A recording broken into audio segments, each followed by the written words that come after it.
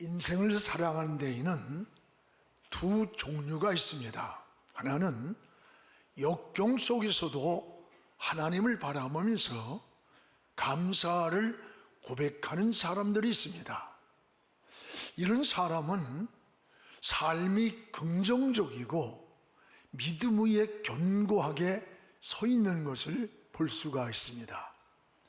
성경에 모세나 다윗, 요셉, 다니엘과 같은 사람들이 그런 유형입니다. 또 하나는 매사를 부정적인 시각으로 접근하는 사람들이 있습니다. 이런 사람들의 특징은 근심, 걱정, 염려가 많습니다. 그리고 이기적이고 자기중심적이고 인간관계가 뒤틀려 있습니다. 성경에 하나님을 떠난 사울 같은 사람들의 유형입니다. 감사를 모르는 사람일수록 부정적인 사고 속에 갇혀 있습니다. 감사는 은혜와 축복의 통로가 됩니다.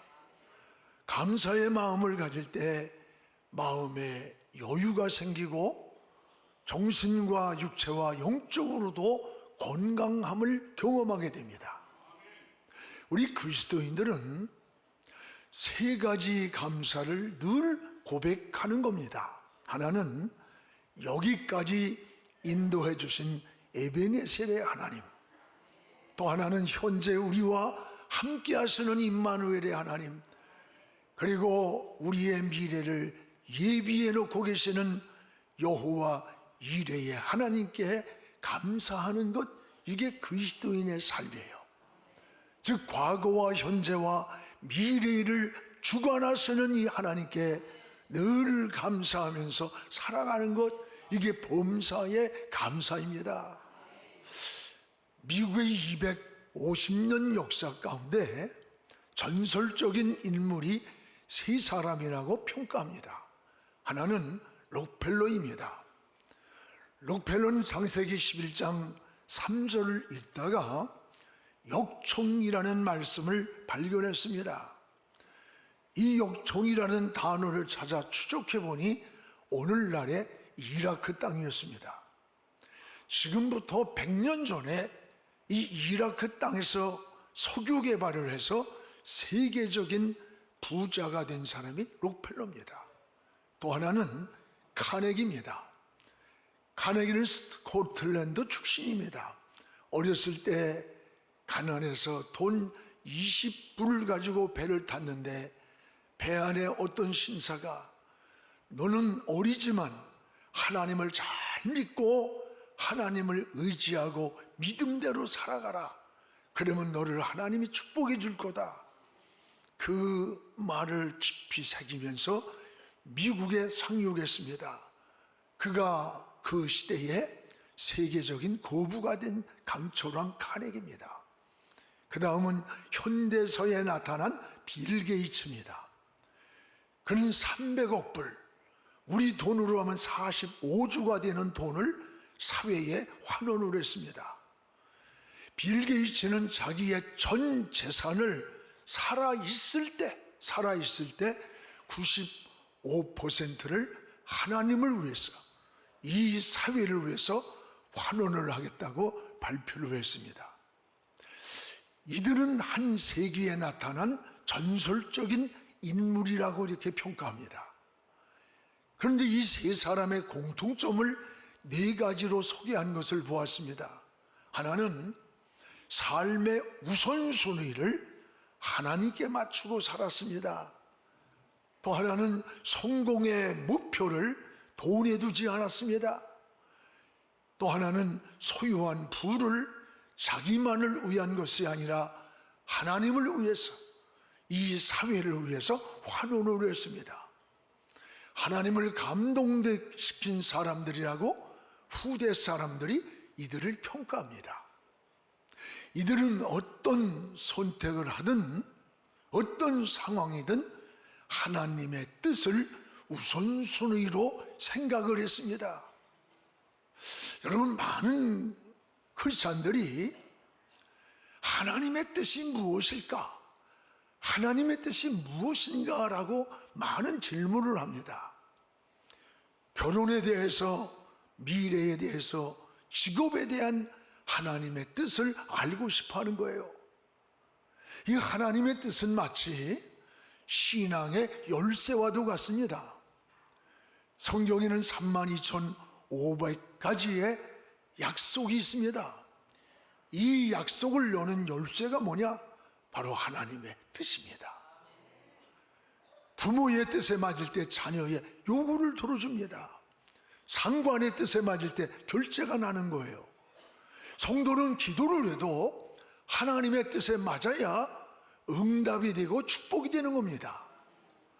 예수님이 가르쳐준 기도문을 봐도 마태복음 6장 10절에 보면 뜻이 하늘에서 이루어진 것 같이 땅에서도 이루어지기를 원한다고 기도해요. 이게 우리가 늘 기도하는 주기도문 아닙니까? 예수님이 마지막 겟세마네 기도의 결론이 뭡니까? 하나님, 내 뜻대로 하지 마시고 아버지의 뜻대로 되어지기를 원한다라는 게 기도의 결론이에요. 신앙의 열심이 중요합니다. 그러나 이 열심보다 더 중요한 게 있습니다. 하나님의 뜻을 따라가는 겁니다. 오늘 말씀의 사도 바울은 이 하나님의 뜻을 세 가지로 소개하고 있습니다. 오늘 무엇보다 항상 기쁨으로 사는 것이 하나님의 뜻이라고 했습니다. 오늘 16절을 같이 읽읍시다. 항상 기뻐하라. 항상 기뻐하라. 여러분, 하나님의 자녀들이 근심하고 낙심하고 절망하며 사는 것을 원하지 않습니다. 그런데 여기 항상이란 말씀을 한번 주목해 봤습니까? 우리가 인생을 살다 보면 어떻게 보면 기쁨보다 근심과 걱정과 염려가 더 많이 생기는 게 이 세상이라는 것을 부정할 수가 없어요. 살다 보면 바다의 풍랑처럼 인생에도 크고 작은 많은 풍랑들이 끊임없이 일어나는 세상입니다. 이런 세상을 살면서 어떻게 항상 기쁨으로 살 수 있을까? 항상 기쁨으로 살 수 있을까? 저는 오랫동안 이 항상이라는 말씀이 깨달아지질 않는 거예요. 문제, 고통, 풍랑 많은 이런 세상에 어떻게 항상 기쁨을 가지고 살 수 있을까? 그러던 어느 날 성령께서 내 마음속에 강한 감동과 깨달음을 주셨어요.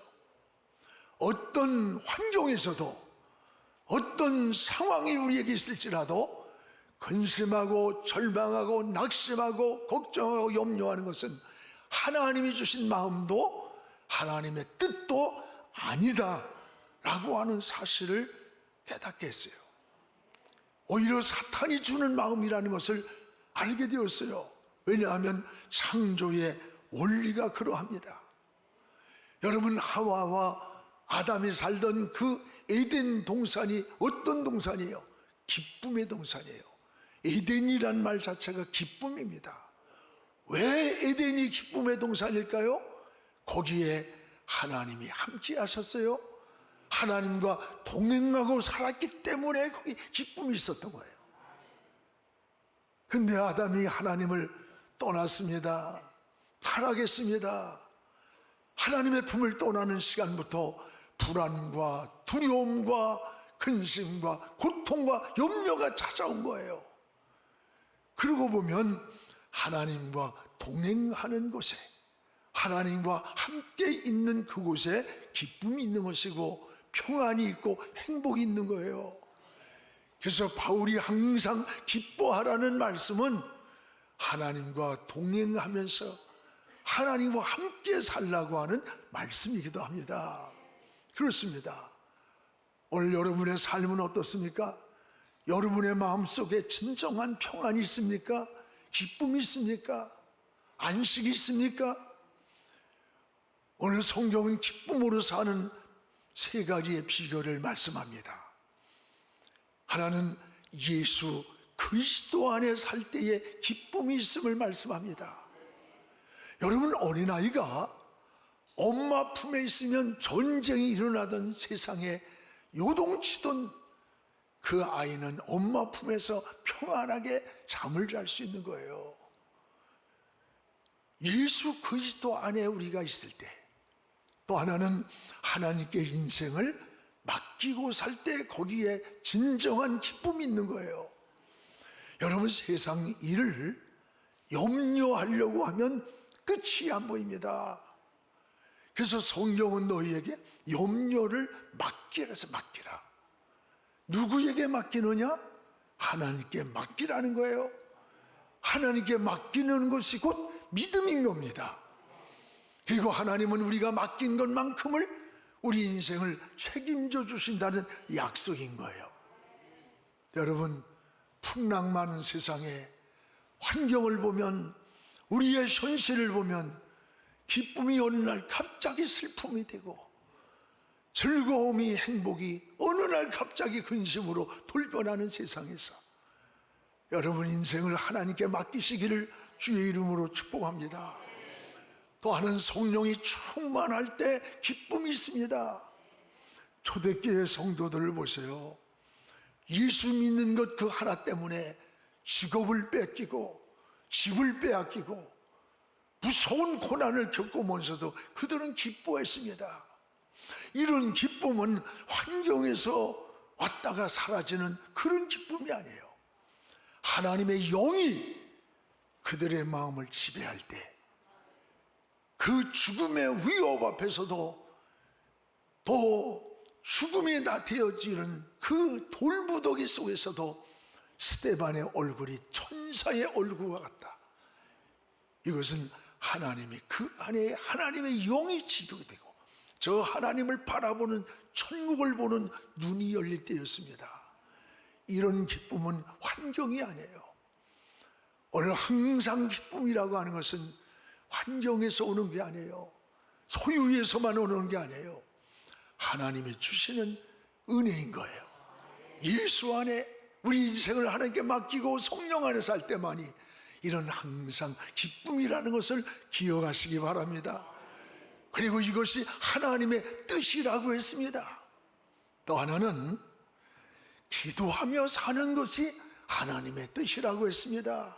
오늘 17절을 우리가 같이 한번 읽겠습니다. 쉬지 말고 기도하라. 쉬지 말고 기도하라. 여러분, 쉬지 말고 기도한다는 것은 막 그냥 아무것도 안 하고 기도만 하고 있으라는 이런 말씀이 아니에요. 하나님과 끊임없는 영적인 교제를 말하는 교제. 하나님과 끊임없이 영적으로 교제하는 거예요. 기도는 마치 호흡과 같습니다. 여러분, 밥은 일주일 동안 먹지 않아도 삽니다. 그러나 우리의 호흡은 5분만 정지해도 죽습니다. 임종이 오는 사람에게 가장 힘든 게 뭐냐? 호흡이 안 돼, 호흡이. 그래서 산소 호흡기를 낍니다. 그래도 안 되면 생명이 떠나는 거예요. 우리 영적 생활도 똑같습니다. 신앙이 병들면 기도에 호흡이 안 되는 거예요. 시간이 많아도 기도가 안 돼. 하나님을 찾지를 않아. 생각이 온통 환경과 현실에 온통 함몰돼 버리는 거예요. 그러나 영적으로 건강한 사람은 기도에 호흡이 잘 되는 거예요. 호흡이 건강하니까. 여러분, 기도는 해도 되고 안 해도 되는 게 아니에요. 안 하면 영이 죽어요. 호흡이 멈추는 것과 같아요. 그래서 오늘 사도 바울은 쉬지 말고 기도하라. 이것이 하나님의 뜻이라는 거예요. 여러분, 자연스럽게 호흡하는 건 건강한 사람이에요. 끊임없는 하나님과의 영적 교제를 할 수 있는 것은 건강함이 있는 사람이에요. 영적 생활이. 오늘 하나님과의 영적 교제, 응답의 통로가 어디냐? 유일한 그 통로는 기도예요. 기도만이 하나님과 영적 교제가 이루어지고, 기도만이 하나님과 영적인 통로가 열려 있는 거예요. 기도는 어떤 방법을 찾는 게 아니에요. 하나님을 찾는 것이 기도입니다. 어떤 사람이 기도를 배운다고 기도에 관한 책을 100권을 읽었다는 거야. 그런데 기도가 안 된다는 거야. 기도는 배워서 되는 게 아니에요. 하나님과 영적 호흡을 하는 거예요. 방법을 찾아 나서는 것이 아니라 하나님을 찾는 게 기도예요. 그리고 그 기도에는 반드시 응답이 있습니다. 하나님은 여러분의 신음소리까지도 들으시는 분이에요. 기도하는 시간은 길 수 있습니다. 그러나 응답의 시간은 순간 오는 것, 순간. 그래서 10년에 염려하는 것보다 10분의 기도가 낫다는 그런 말이 있습니다. 이것을 경험한 사람은 기도하지 않을 수가 없는 거예요. 성경에 이 기도를 통해서 승리한 사건들이 수없이 나옵니다. 이스라엘 백성이 광야를 지나가다가 뒤에는 애국 군대가 추격합니다. 앞에는 홍해바다가 놓여 있습니다. 그때에 모세가 지팡이를 들고 바다 위로 손을 내미는 거야. 손을 내미는 거야. 그때 동풍이 불어왔어요. 바닷물이 물러가겠어요. 여러분, 출애굽기 14장 21절 우리 한번 같이 읽어봅시다. 모세가 바다 위로 손을 내밀매 여호와께서 큰 동풍이 밤새도록 바다 위로 흘러가게 하시니 물이 갈라져 바다가 마른 땅이 된지라. 모세가 바다 위로 손을 내밀매, 이게 무슨 손이에요? 기도의 손이에요. 이때에 하나님은 어디에선가 동풍을 일으키는 거야. 그 손을 내밀고 있는 그 시간에 동풍을 일으켜 밤새도록 바닷물이 물러가서 바다가 육지처럼 건너게 했다 그랬어요. 손을 내밀 때, 기도의 손을 내미는 그때였습니다. 여러분, 저 히스기야에게 아수르가 쳐들어와서 예루살렘을 포위했습니다. 나약한 히스기야를 의지하지 말아라. 너희가 만약에 항복하지 않으면 우리가 이 성을 점령한 후에는 대소변을 먹이겠다 그랬어요. 너희가 믿는 하나님이 어디 있느냐고 조롱을 하는 거예요. 이런 편지를 받아든 히스기야는 그 밤에 성전으로 올라가서 하나님 앞에 문제를 펴놓고 하나님을 찾는 거예요. 우리가 싸울 힘이 없습니다. 물리칠 힘도 없습니다. 하나님을 찾으면서 기도하던 그 밤에 하나님의 사자가 나타난 거예요. 그래가지고 그 진영에 둘러싸였던 18만 5천 명의 아수르 군대에 눈을 멀게 해가지고 자기들이 싸우다가 아침에 일어나니까 송장이 됐어. 이게 여러분 열왕기하 19장 35절에 나오는 성경 말씀이에요. 우리 같이 한번 읽어보겠습니다. 이 밤에 여호와의 사자가 나와서 아수르 진영에서 군사 18만 5천 명을 친지라. 아침에 일찍 일어나 보니 다 송장이 되었더라. 이 밤이 어떤 밤이요? 포기하라고 날아온 편지를 받았던 밤, 절망할 수밖에 없는 밤, 위기의 밤. 그 밤에 하나님 앞에 성전에 올라가 문제를 펴놓고 하나님을 찾을 때 여호와의 사자가 나타나는 거예요. 이 밤이, 여러분, 이 밤이 있습니까? 인생의 문제를 만날 때, 어려움을 만날 때, 장애물을 만날 때 여러분, 이 밤이 있습니까? 그 문제를 가지고 성전에 나가 펼쳐놓는 그 밤입니다. 그 밤에 주의 사자가 나타난 거예요. 그 밤에 하나님이 싸워주신 거예요. 승리를 주신 거예요. 신앙은 우리가 피를 흘리는 게 아니에요. 하나님이 함께하는 곳에 승리가 있는 거예요. 이게 기도였습니다. 여러분, 계시록 8장에도 나오잖아요. 성도들이 하나님께 기도하는데 천사가 내려와서 그 기도를 받아가지고 하나님 보좌 앞으로 막 올리는 거예요. 계시록 8장 4절에 우리 같이 읽어봅시다. 향연이 성도의 기도와 함께 천사의 손으로부터 하나님 앞으로 올라간지라.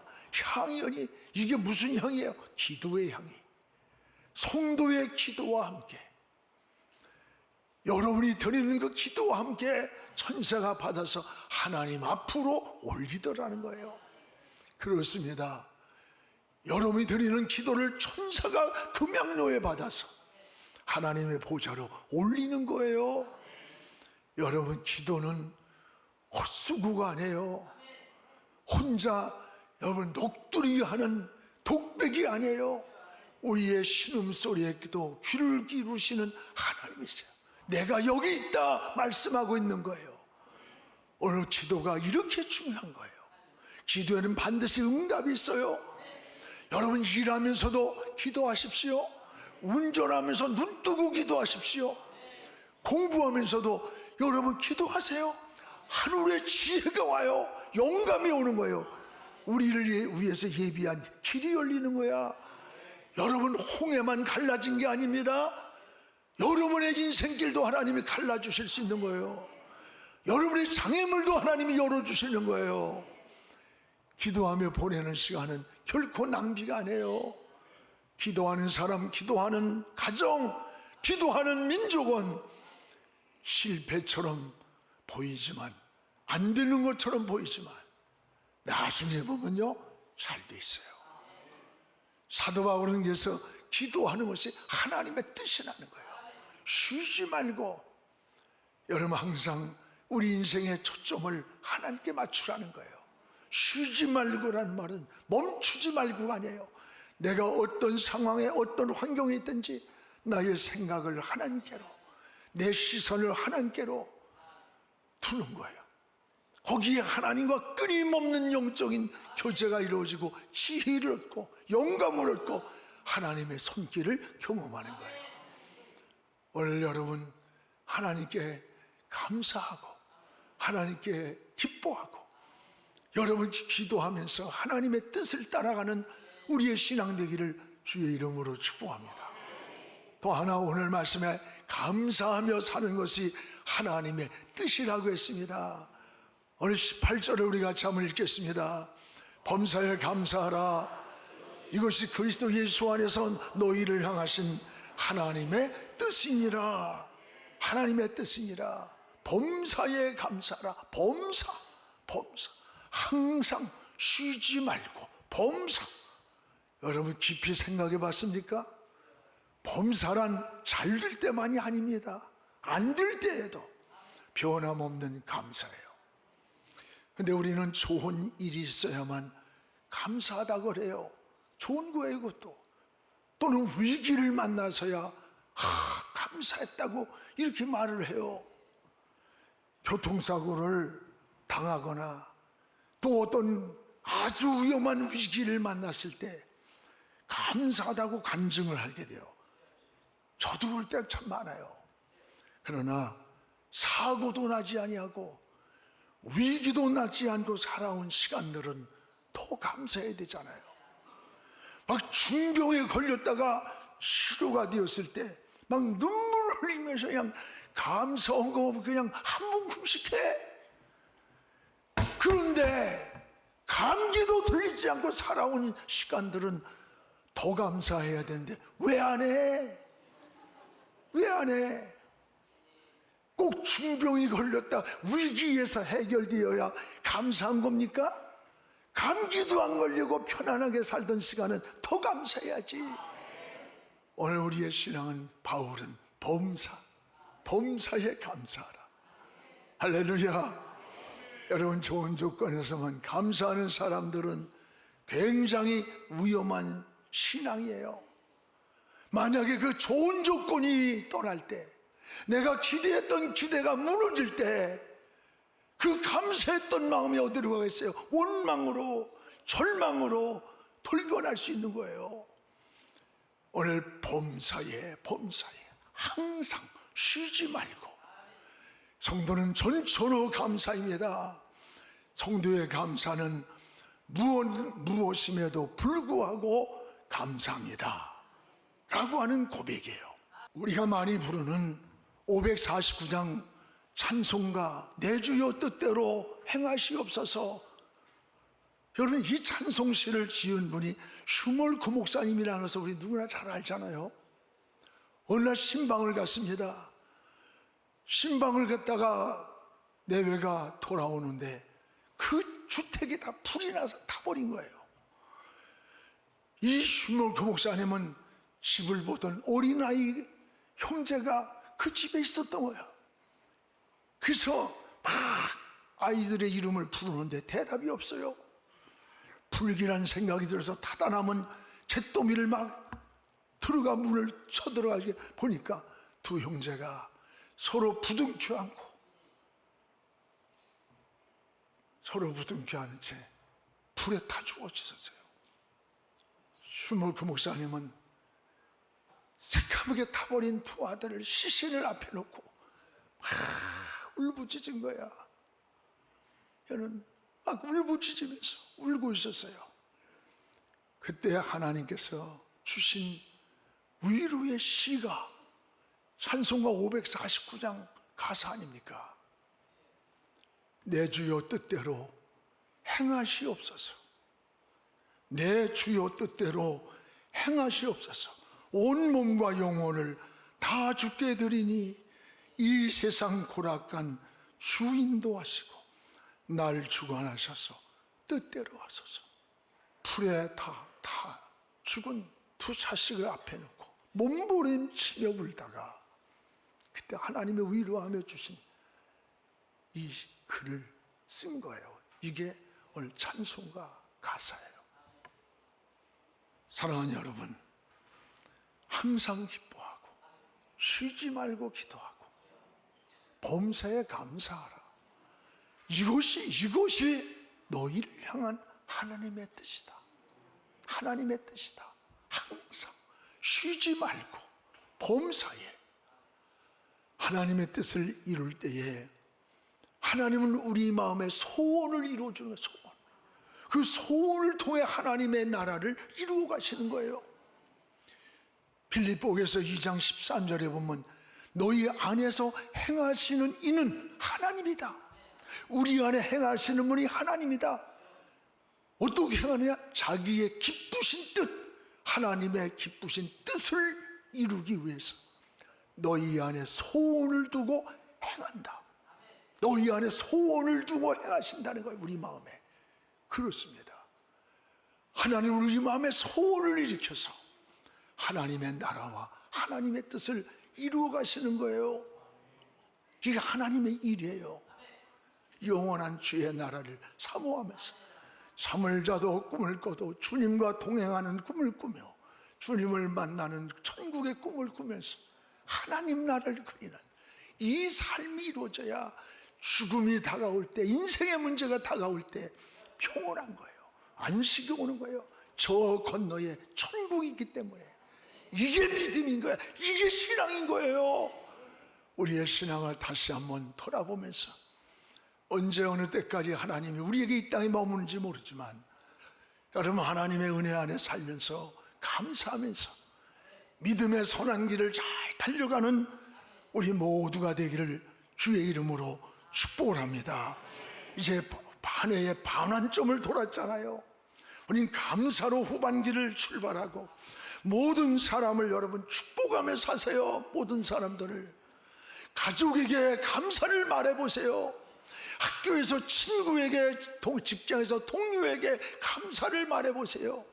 그 감사와 축복이 부메랑이 되어서 여러분에게 돌아오는 거예요.